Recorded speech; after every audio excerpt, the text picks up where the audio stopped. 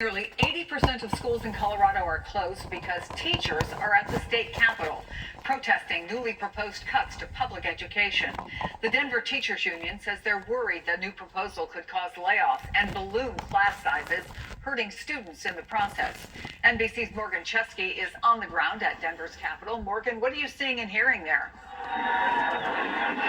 Chris, we are seeing and hearing a lot. Thousands of teachers expected here on the steps of the Colorado State Capitol, and you're getting a glimpse of just a few of them right now. They are still showing up as we speak because they're protesting specifically two things: how schools are funded in the state of Colorado, and millions that were promised last year that are now in limbo because the state of Colorado is facing a $1.2 billion budget shortfall. And as we kind of walk around this crowd here, you are going to see educators from all over the entire state here, Chris, that have come up to make sure that their voices are heard. They want the Colorado Governor, Jared Polis, to know that the millions of dollars that were promised last year need to still go to these schools. Not only that, Chris, but they all know that this is happening on the same day the president may do away with the Department of Education entirely, and so they feel it is a twofold fight. And here's what one teacher has to say. Take a listen. It's scary because it's coming from the state and from the federal, so we just don't feel like there's any solace. We're kind of in this pincer movement of like, where is this funding going to come from? Do you feel your classroom could be compromised? Absolutely. We do absolutely the best that we can with what we've got, but it's harder and harder, and we've got less and less.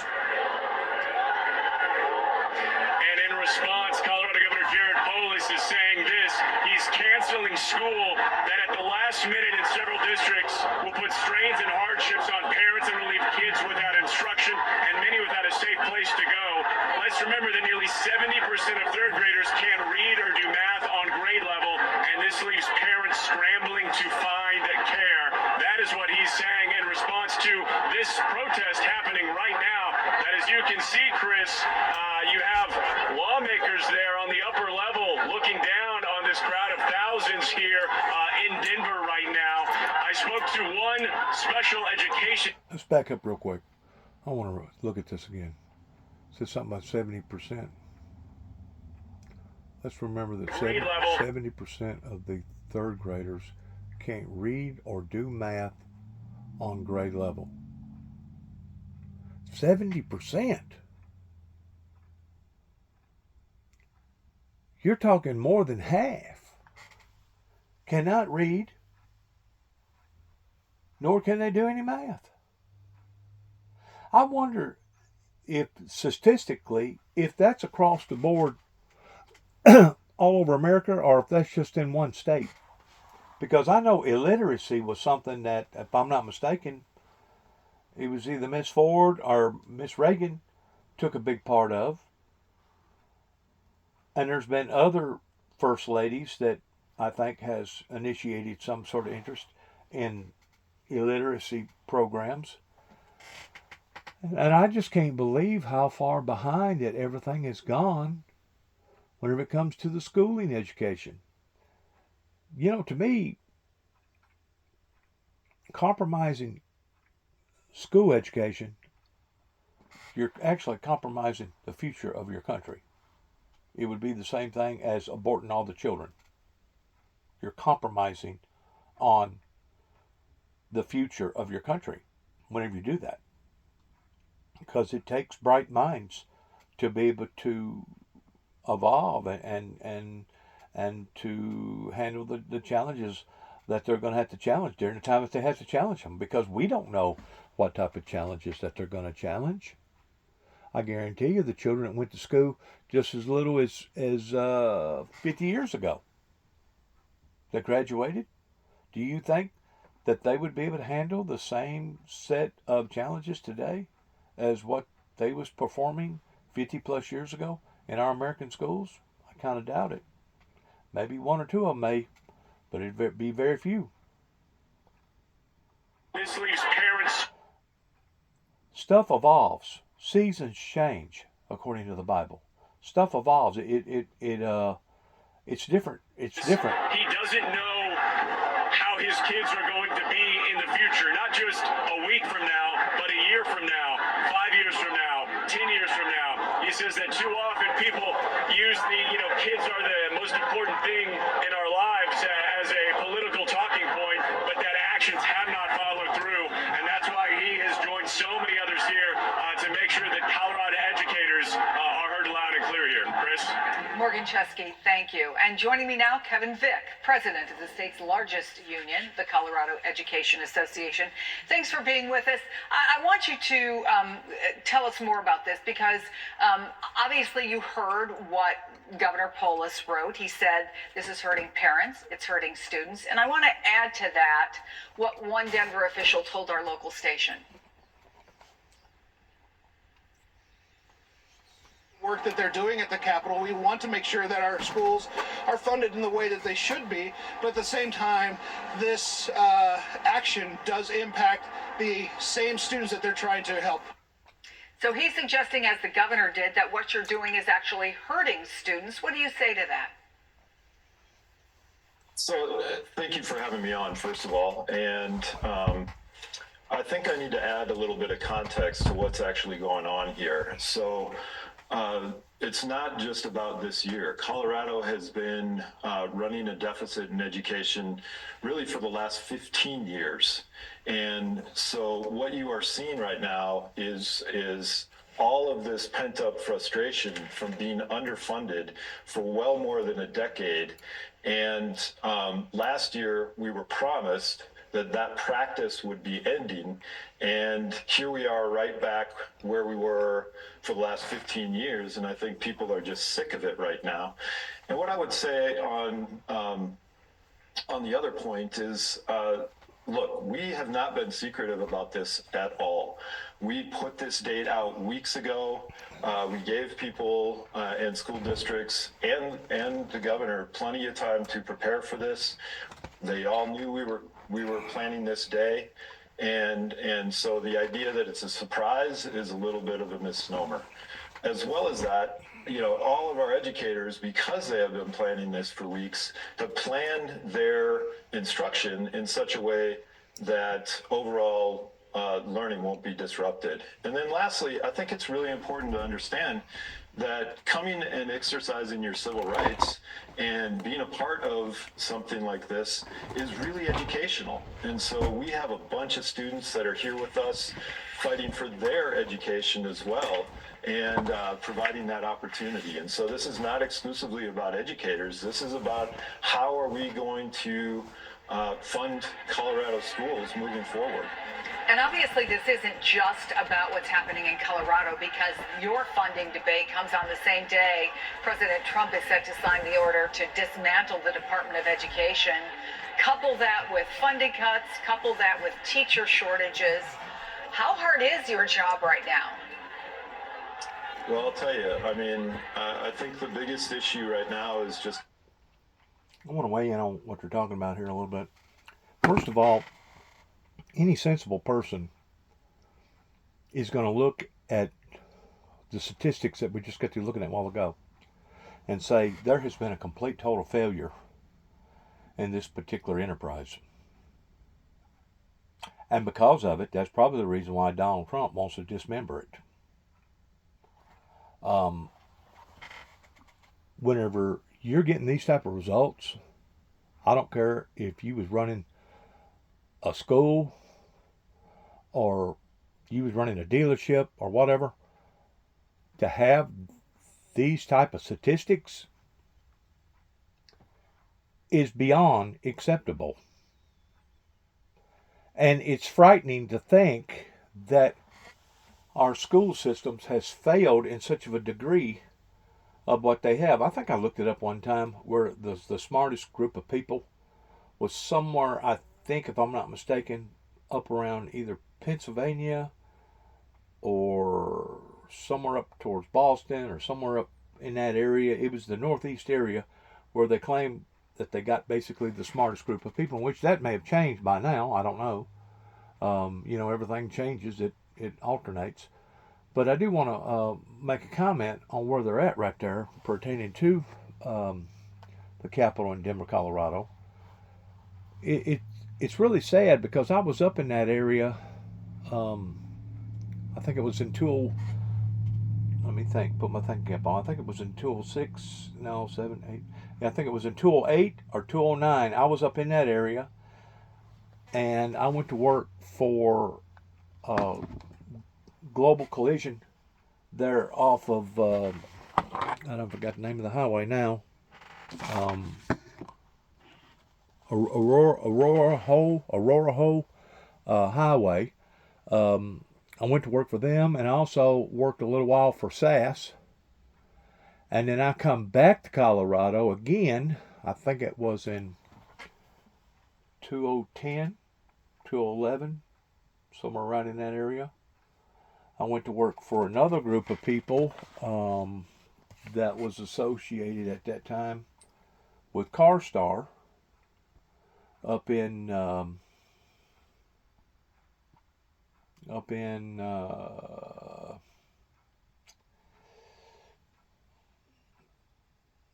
Commerce City, Colorado.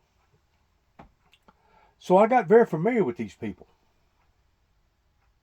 Matter of fact, that's where I come across Dennis Leonard, that taught me about the 12-step program, even though I didn't need to go through the 12-step program. But at that time, they had so many different problems in Colorado from A to Z, it wasn't even funny. And of course, since then, I think it was like the second time, maybe the third time it was the second time that I went up there around 2010. Give or take a year or so, one way or the other. They had a massive flooding in that area.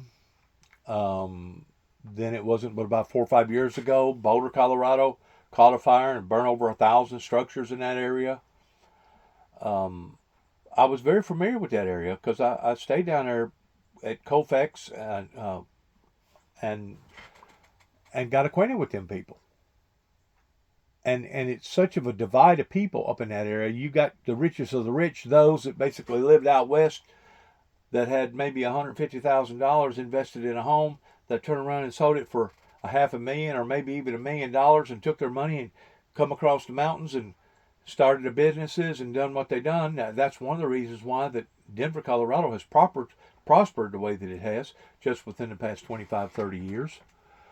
But whenever I was over there the last time, I think it was the last, or maybe one of the last times, they was building a huge freaking hospital. I don't forgot that was on a major bypass corridor, and I've never seen exiting onto major expressways to where you had to go by a certain light that basically gave you permission of getting on the expressway, because it basically monitored the cars, and if it was so thick that you didn't need to get on there, it showed up a red light and you wasn't supposed to get on there. Because whenever they have massive pile-ups out there, it's about like Atlanta. They usually have 15, 20 car pile-up on average quite often, quite frequently, because everybody's doing 80, 85, 90 miles an hour getting to their destinations. Like I said, I worked out there, I know, twice in the Denver, Colorado area. And then there was another time that I went out into that area. I think it was 2012. Gonna go to work in a place in Aspen, Colorado, or Basalt, Colorado, right outside of Aspen, Colorado. And that fell through for me. That was in 2012 whenever that occurred. It's just relentless in how that we're seeing our children suffer on account of what occurred right here in Northwest Tennessee. And whenever I say Northwest Tennessee, I'm just not talking about Weakley County or Obion County. I'm just not talking about Gibson County or Haywood County or Dyer County or Lake County. I'm talking about all the above and the troubles that I've been through. And of course, in 1989, whenever I started with the Windmill Ministries missions with the little horses in the back of my truck, the vast majority of the people around here, it went so far over their heads that they couldn't swing at it, much less hit it. Even the McRates, basically, they didn't really mock me or make fun of me, but they was in doubt and in question about where in the world did you come up with all these horses in the back of your truck? Well, it was in 1989, was whenever my son and I went on our first crusade up to New York, Washington, D.C., come back, because I had to drop him off. He had to go back to school down in Memphis. I went back to Washington, D.C., and that's whenever I come back again from Washington, D.C., back to Northwest Tennessee, and that's whenever Secret Service decided that they was going to follow me from Washington, D.C., not knowing who I was or what this was all about. And basically, the point that I'm trying to make here is, whenever they confiscated the first original sword from the Windmill Ministries in Madison County in 1989, being supervised by Homeland Security Secret Service. It took the police officers, give or take, about 30 minutes to take pry bars and finally get the showcase box open enough that they could get the aluminum sword out of the box that basically was made out of total aluminum to the point that you couldn't cut hot butter with it. Something like you would use in Sinbad and Sailors or something like that in a play screen, right? Anyways, they throwed the sword in the back end of the trunk of the car, throwed me, locked me up, charged me for a deadly weapon, and confiscated my sword. Whenever I went to court over the fine, they wouldn't give me my sword back. Well, I went to Tommy Moore. Tommy Moore said it was out of his jurisdiction, the judge up here in Weakley County. I'm sure he remembers it. And I was fighting for peace. I was fighting for justice pertaining to the love that the Bible teaches out of the Bible, out of the King James Version Bible. And I actually went back to Madison County and tried to protest. And within a matter of a few hours, I got like 7 different officers that comes out there and grabs me up, throws me in the back end of a police car and takes me down to Bolivar. And I stayed down in Bolivar for, I don't know, probably 2 or 3 weeks.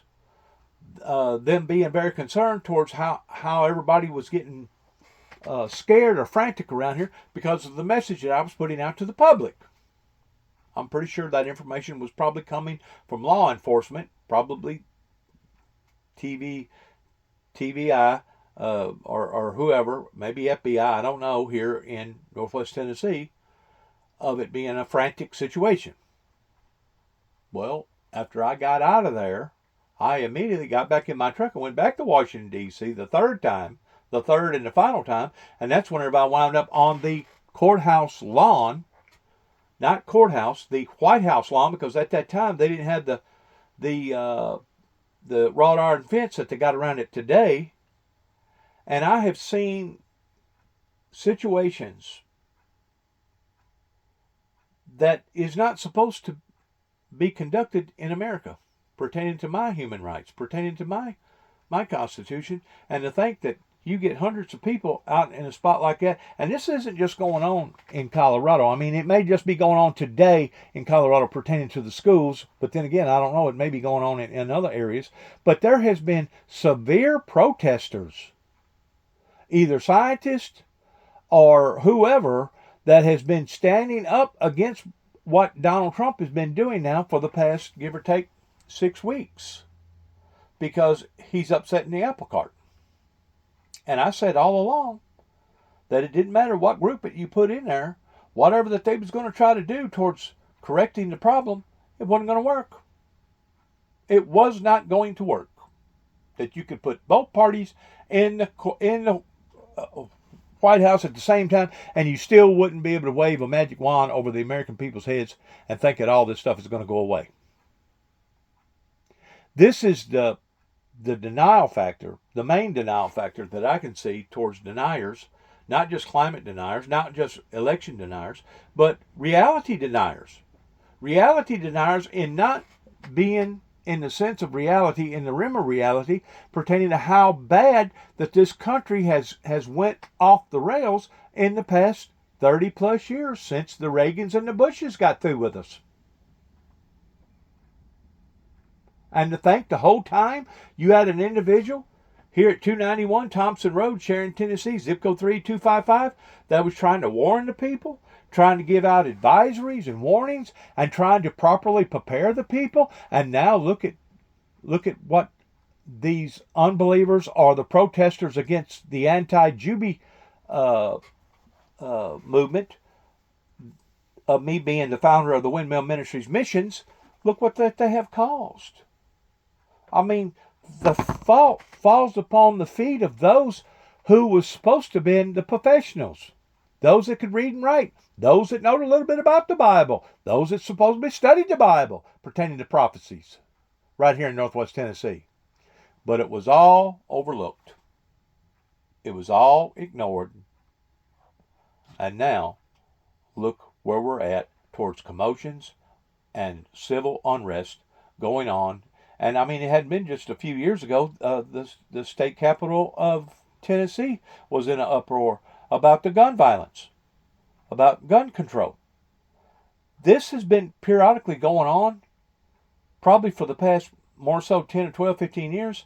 But today, it's sure enough taken front and center pertaining to protesters standing up and being against what they're seeing coming down the pike. Well, that's just it. They should have had their eyes on their politicians years and years ago towards watching all these things that was going on, because I knew whenever Bill Clinton left office, and the next thing you know, here come Obama, who in the world would have voted, first of all, somebody with a name that was basically the same name as one of the terrorists that hit us, are supposedly, well, I may have my dates a little bit wrong, but anyways, they put in a guy, Obama, Osama, whoever, that was very, very close to being like bin Laden. And I thought that was kind of weird to vote somebody in with a name like that, and then they voted him in again.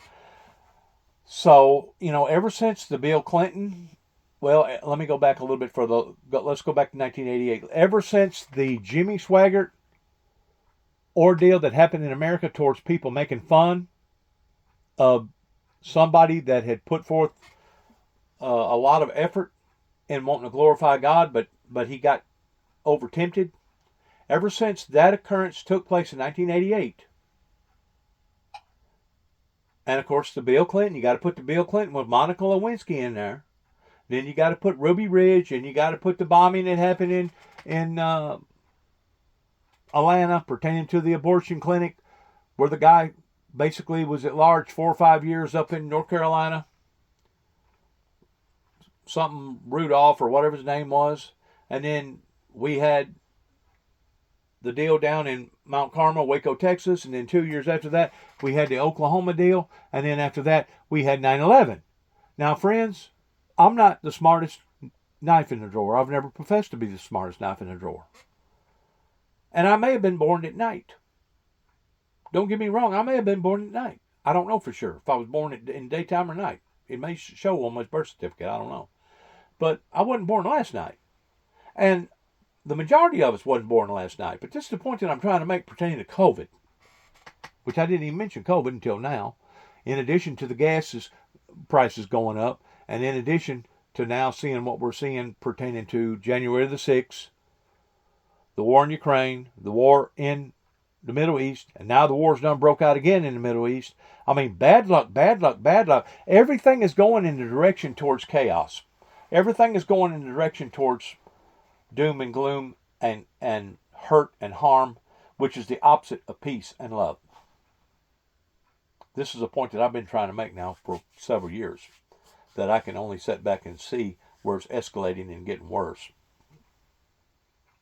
But I still say that if there's a silver lining to COVID, if there is, hopefully America has awoken to the degree that we're starting to pay more attention to the national indebtedness towards being $36 trillion in debt.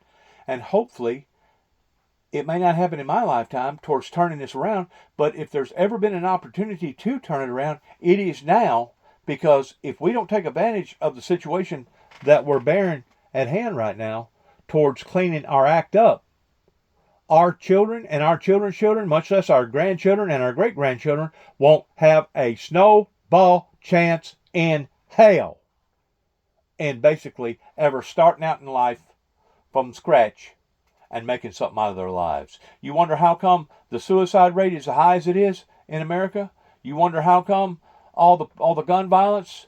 You wonder how come all the other stuff? Now, they did make mention today that the suicide rate has dropped going back to pre-COVID, pertaining to people taking Oxycontins and basically destroying their lives. They did make mention of that this morning, momentarily. I didn't get a whole lot of it, but I did catch it a little bit. I want you to catch a little bit more of this, because it's just total chaos going on right now in America. Total chaos. And it ain't just America, it's all over the world. What we know about the moment that masked immigration agents arrested a Georgetown University graduate student who's here on a visa, just outside his home. The details of the detainment. Plus, coming home. An American man taken by the Taliban during a trip to Afghanistan has just been released after more than 2 years in custody. What we're hearing from the State Department. Terror in Gaza. Israeli strikes today killed at least 85 people, including there you go. two That's what I'm pregnant talking women about. and their young children. Where things stand after the collapse of that already fragile ceasefire deal. Yep. And new details on last month's shocking plane crash in Toronto. The plane sliding on the runway, flipping over and catching fire. The headlines coming from the Transportation Safety Board's just released preliminary report. Our NBC News reporters are following all of the latest developments. We begin in D.C. with the administration's push to deport a Georgetown University grad student despite his valid visa. NBC's Ken Delanian has the story for us. Do we know why he was detained, and is he charged with anything? He's not charged with anything, Chris. As far as we know, he's being detained under a law that gives the Secretary of State discretion to remove visitors from the United States if there's reasonable ground to believe that their presence or activities would have potentially serious adverse foreign policy consequences for the United States. So that's a huge judgment call. And it's true that Mr. Suri is married to the daughter of a senior former advisor to Hamas, and that he's expressed support for the Palestinian cause on social media. But his lawyer says he has no criminal record and has not been charged with a crime. His lawyer, in fact, called the arrest, quote, beyond contemptible, and added that if an accomplished scholar who focuses on conflict resolution is whom the government decides is bad for foreign policy, then perhaps the problem is with the government, not the scholar. Georgetown University said in the statement that the university is not aware of him engaging in any illegal activity and has not received a reason for the detention. The statement added, "We support our community members' rights to free and open inquiry, deliberation, and debate. Even if the underlying ideas may be difficult, controversial, or objectionable, we expect the legal system to adjudicate this case fairly." And of course, he is suing to contest this deportation, Chris, as are at least two other people targeted under the same legal provision, basically connected to their alleged support of Hamas or the Palestinian cause, Chris. Ken Delanian, thank you. Now to that breaking news, the release of an American who was held by the Taliban for more than 2 years. NBC's Kelly O'Donnell is live at the White House for us. Kelly, George Gleesman is on his way home, I understand. What do we know about how this all came to be?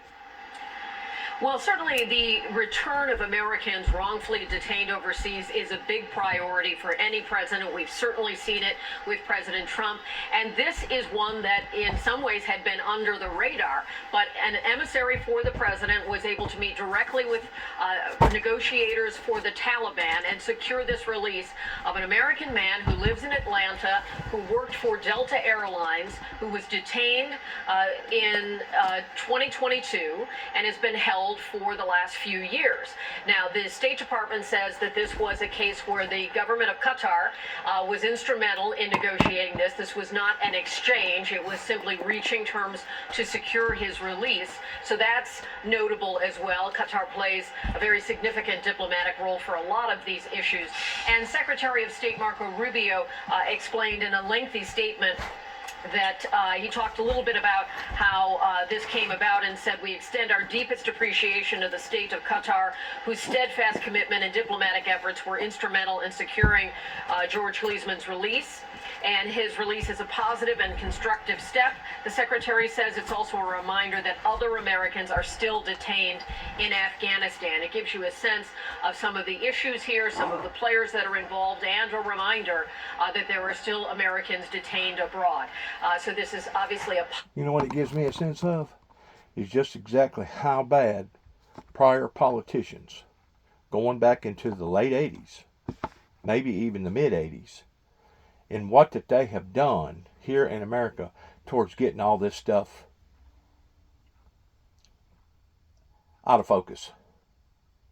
And you have to admit that a lot of this stuff that's being done on a big level, on an international level, pertaining to hostages and all this other stuff, all that basically is the rich people, or the people that's in power, playing with the poor people, playing with their lives. That's all that is. Because the hostages with Hamas should have been released a long, long time ago. And how come the people in the Middle East has now taken on the center stage towards them being recognized, which basically wasn't nothing at first, nothing more than a bunch of goat herders. I've never seen things to be so far out of kilter as what they are right now in America. And if we don't get a handle on this, my friends, I'm just afraid it's going to get a lot worse before it gets better. Yeah, Chris, well, I'll start by taking a step back, if you will. During phase one of the ceasefire, there were some, hiccups along the way. There were delays in some of the hostages for prisoner swaps. But for the most part, the ceasefire held. And whenever we were talking about how phase two was going to unfold, it was always prefaced with an if we ever get to phase two. This is when we were supposed to see the full withdrawal of Israeli forces in exchange for the remaining hostages. Instead, we are seeing, as you mentioned, Chris, an escalation in violence. Over the past 24 hours, dozens of Palestinians killed. Over the past few days, since the ceasefire ended earlier this week, hundreds have been killed. The IDF says they're going after Hamas targets, Hamas command centers. We know that a UN compound was hit, and among those injured was a British aid worker. That was confirmed today by David Lammy, who is the foreign secretary here in the UK. He rose in the House of Commons calling for a transparent investigation and stated what has been painfully clear for months, that Gaza is the deadliest place on earth to be an aid worker. Now, in retaliation, Hamas did launch rockets in several areas in central Israel, activating sirens. This is Hamas saying that despite 17 months of war, they have yet to be eliminated.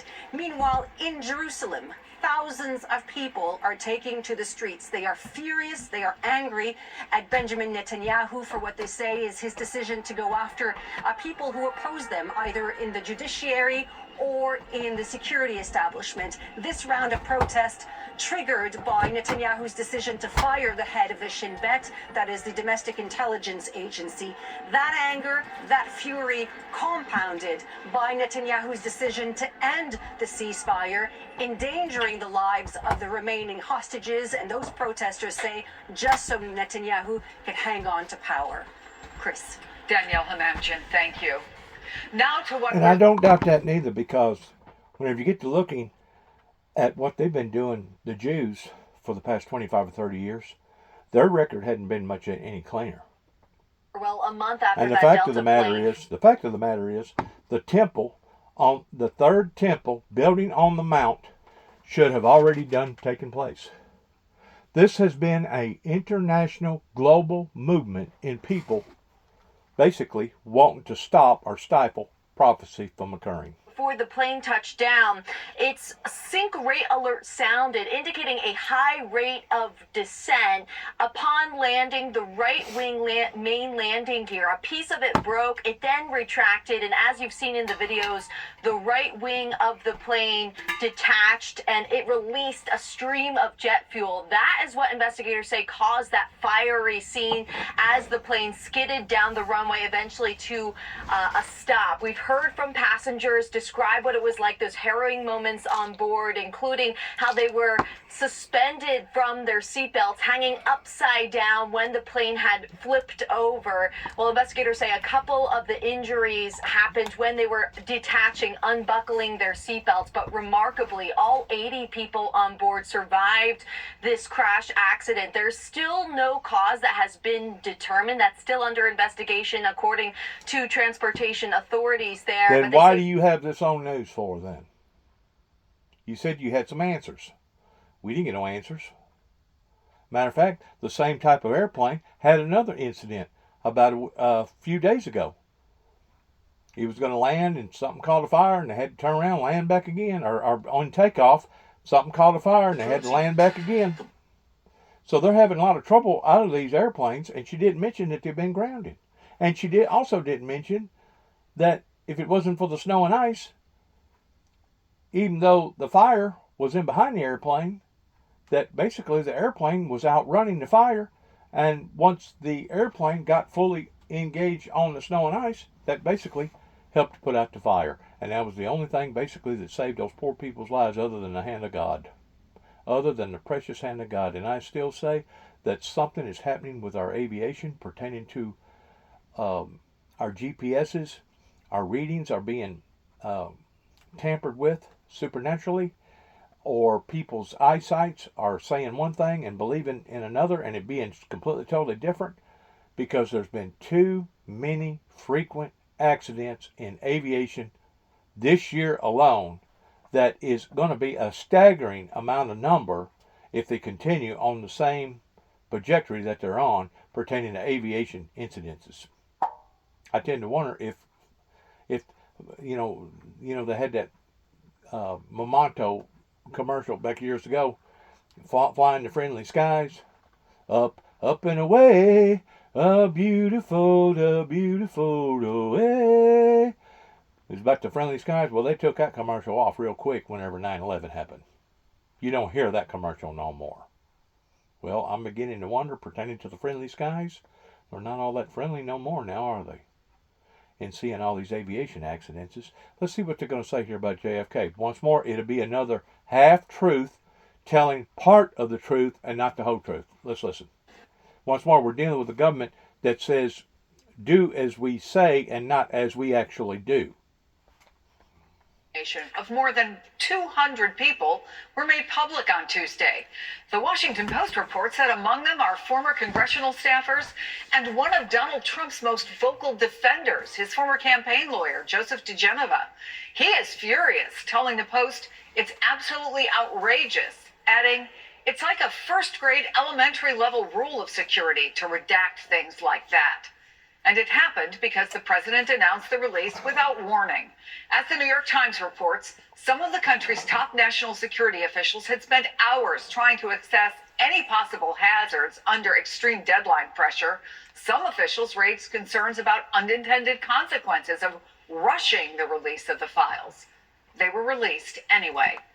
Joining us. That's been the main excuse for the past, 60 years? Ever since that incident happened, was that they wanted to protect the innocent because there had to have been too many people involved in that assassination. Thank you. Red flags were waved and reportedly ignored. What does this decision say? I think Mr. DeGenova has it right. I mean, this is amateur hour. This is not how things are supposed to be done. Some of the most sensitive information that there can be for an individual out there for the public to see. And as he says in the Washington Post story, he has had death threats.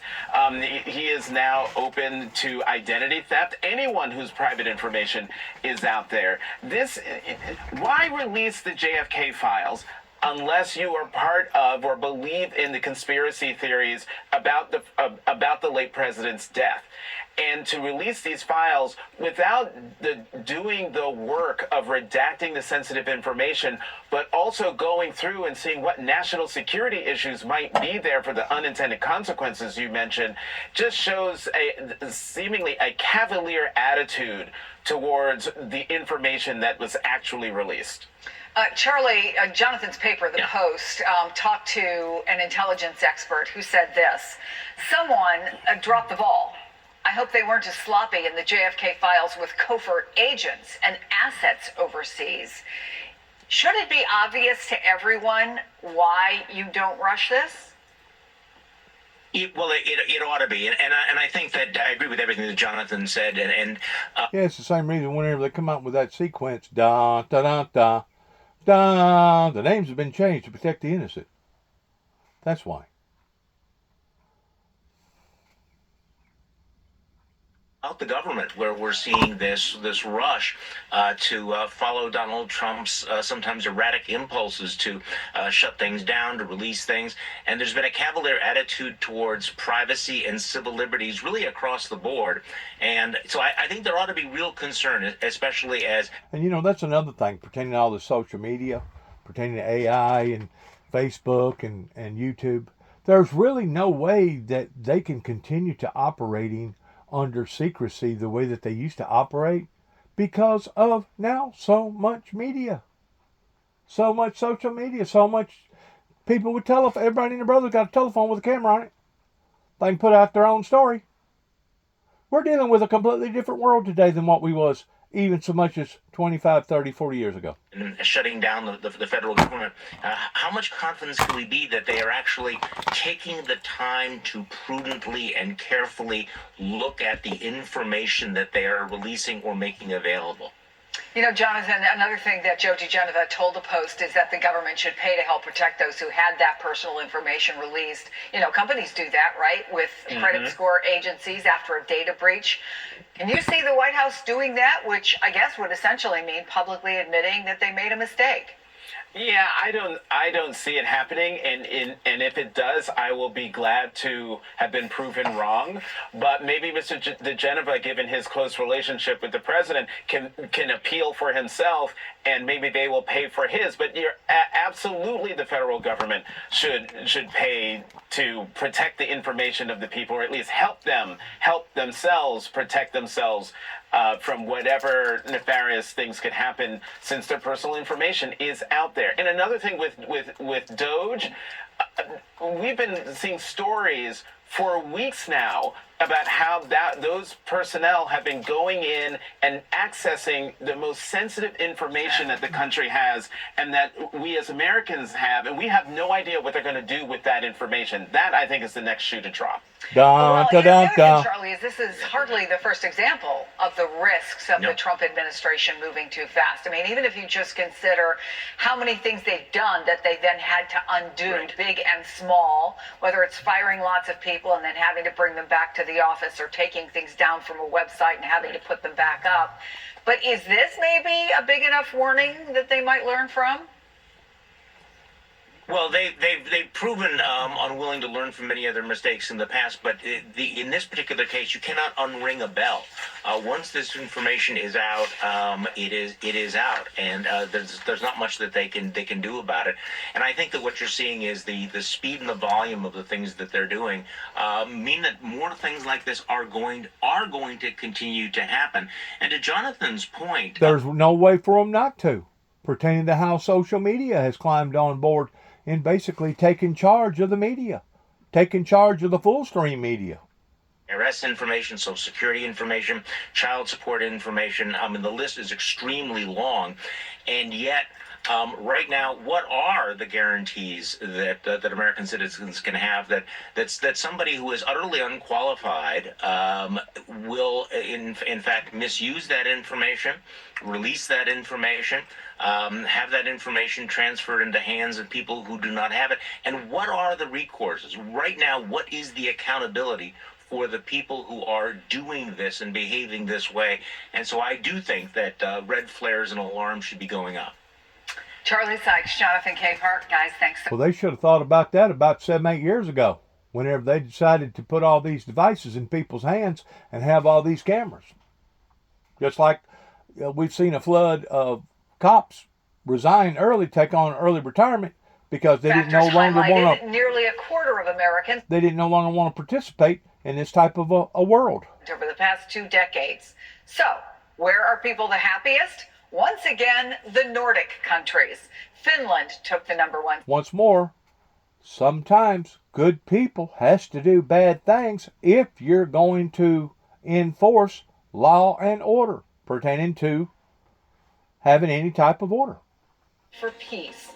And later in the hour, NBC's Richard Engel with an extraordinary journey, nearly 1,000 feet below ground, to visit some of the critical energy infrastructure in Ukraine targeted by Russian attacks. He'll take us there, only on MSNBC. I tell you what, we're just sitting on a Roman candle right now, just waiting to go off. It's just a matter of time. I mean, we want to look at the tornadoes. We want to look at the fires. We want to look at the floods. We want to look at the hurricanes. We want to look at some of these areas that's had major volcano activity or even earthquakes or whatever, and say, "Wow, that's a big deal, isn't it?"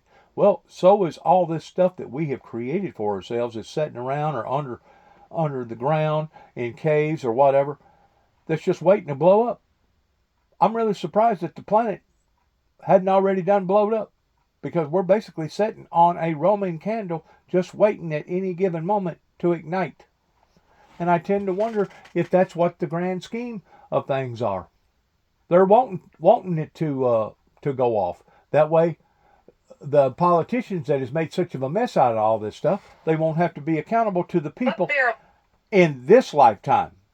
They'll still be accountable to the people in the lifetime to come. You can bet your bottom dollar on that. The people back in the 80s, ever since I made that telephone call in 1983 about the Antichrist, this thing has fallen apart, buddy. And it not just fallen apart here in America, it has fallen apart all over the world. That's the reason why we're seeing alliances break away. That's the reason why we're seeing so much commotions going on, which once more is a prophecy coming true, that Christ said it in the last days, that there would be wars, rumors of wars, commotions, problems, civil disorders, earthquakes, famines, fires, etc., diseases, etc. You can't get away from God. And that's what certain people wanted to think that they was going to be able to do if they made life hard enough on myself, that I would shut up and I wouldn't tell the story. Well, guess what? I'm one of the survivors, and I'm telling the story. Every time I put out a video, every time I put something on social media, that's that much more part of the story. Now, I'd rather not people want to continue to give me the cold shoulder like the bunch did before, that basically are guilty of all this being in the shape that it's in. The baby boomers, the elderly people, that's going to be up to them. But I'm telling you right now, this thing has become shoddy work, shoddy judicial justice system, shoddy way of trying to clean up our dirty plate over here, and it's just going to cause that much more problems to that many more innocent people's lives that are going to fall through the cracks. That's going to be damaged.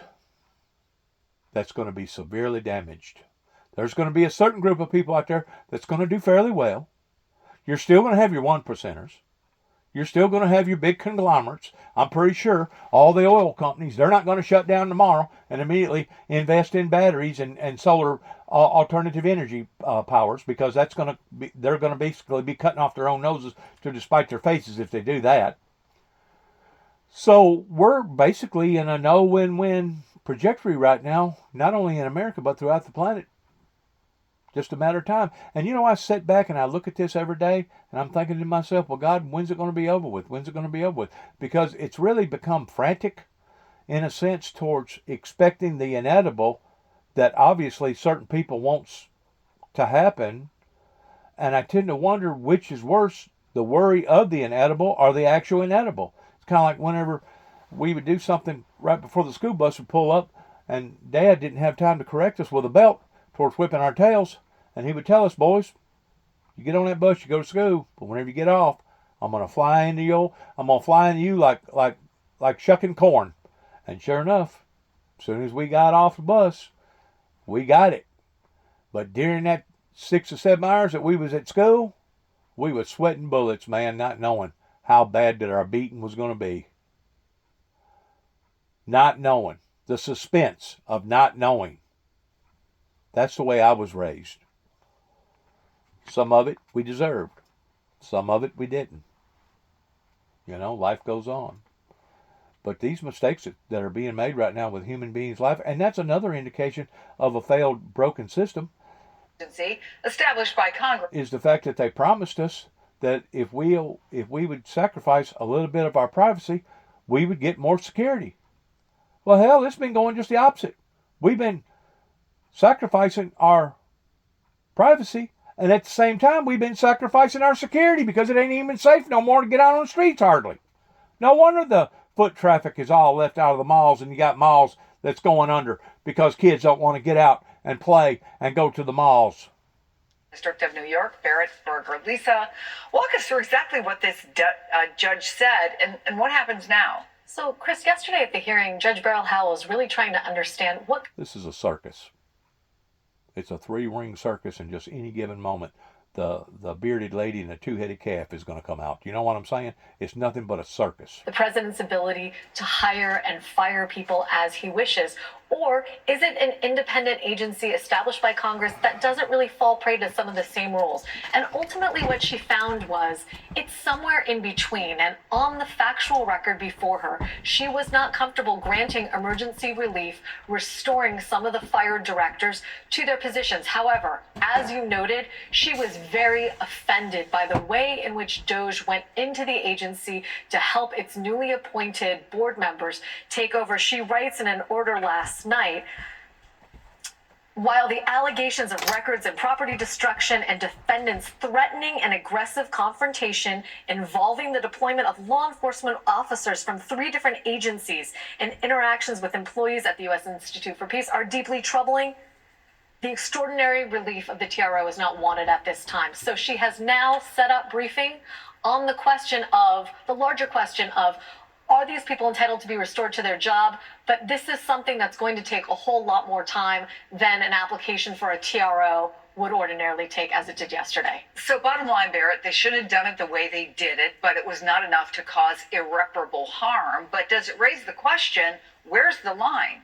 It absolutely does. And I think one of the most striking things about this decision is it really goes to the impartiality of this judge. So you have to remember, this judge is actually the same judge that just a matter of days ago issued a ruling saying that the administration had gone too far in an executive order they had issued against a law firm, saying the law firm was stripped of its security clearances. So for all the attacks that we're seeing on the judiciary, saying the Republican judges, Democratic judges, here is one single judge who has done exactly what judges are tasked to do. Look at 2 separate set of facts. In one case said, I think the administration went too far, and in one case said, I think that a temporary restraining order is not appropriate here, which really just goes to what we all have been saying for a long time, which is judges look at the facts, not the politics behind them. You know, Barrett, I was thinking about on Tuesday, there was a different fight, $20 billion in climate grants that were put on hold. And 2 organizations, Habitat for Humanity International and United Way Worldwide, left a coalition that had filed this suit. And they basically said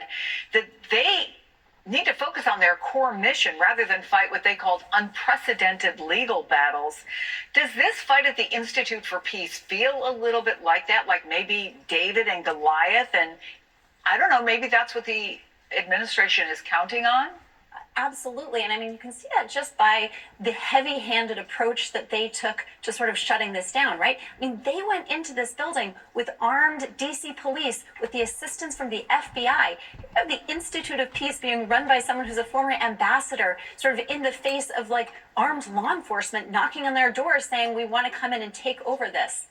It seems like we're watching the government and the country figure out the limits of DOJ's power, Lisa, in real time. What did we learn from this hearing, or maybe didn't, about their power or lack thereof, and the power of the courts to stop it? You know, a lot of this hearing, Chris, wasn't really focused on DOJ at all. To the extent it was, it had to do with that actual moment of the confrontation. It was really much more about the independence of the agency and to what extent it could be separated from the executive branch. And that's why this fight turned out differently than some others.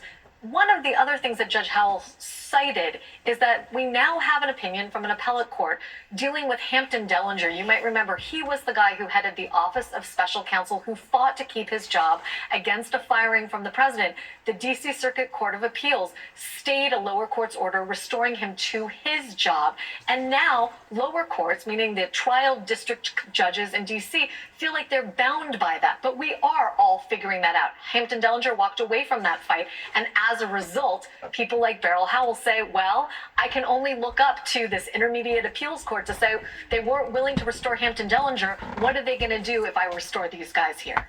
Armed people from 3 different agencies go into what was, I think it's important to point out, the headquarters are in a privately owned building.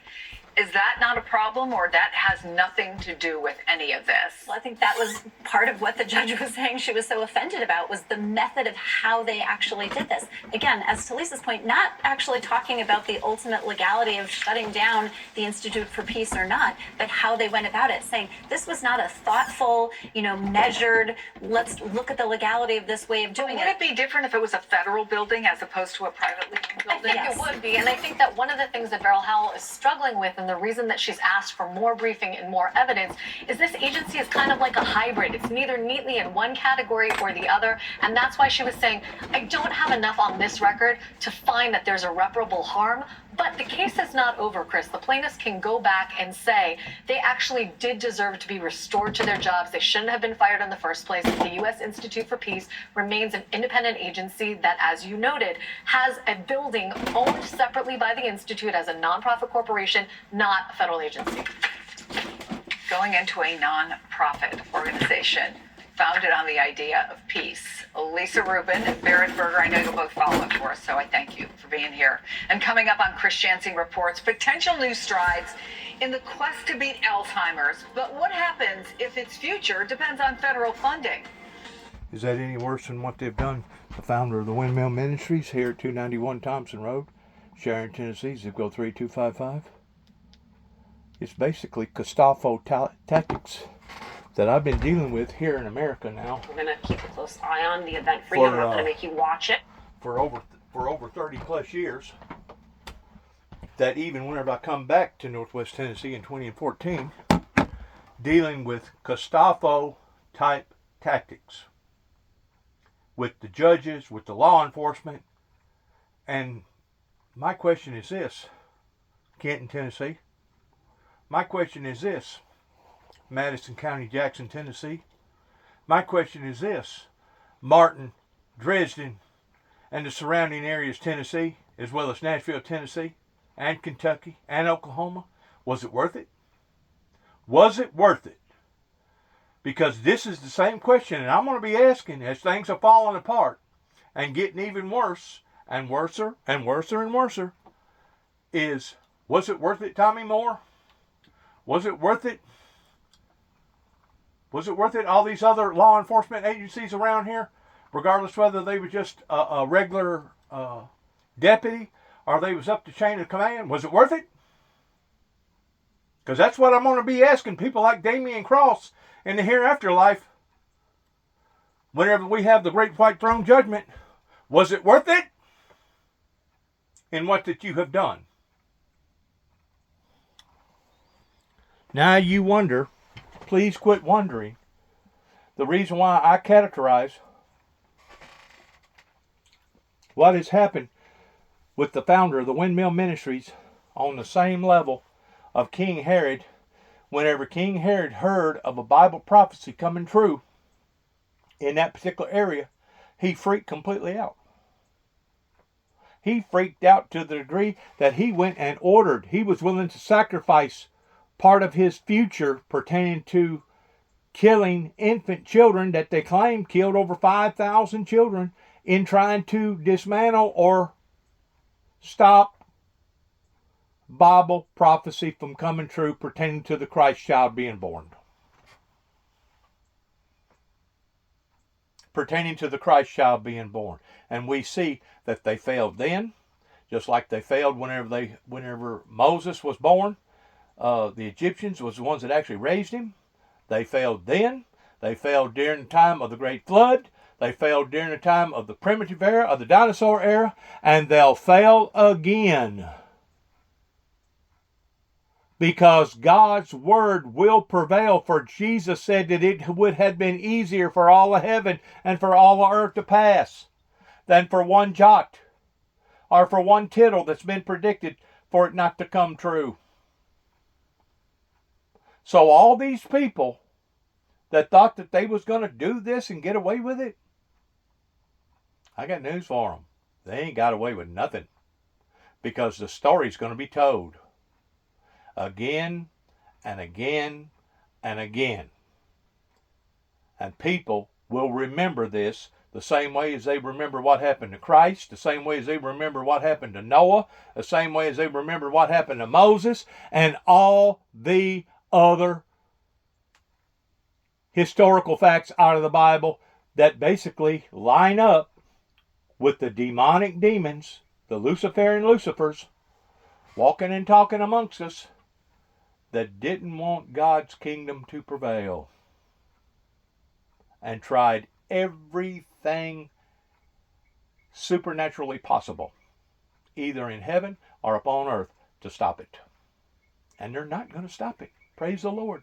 Thank you, Jesus. Hallelujah. Thank you, Holy Eternal God. Thank you, Jesus.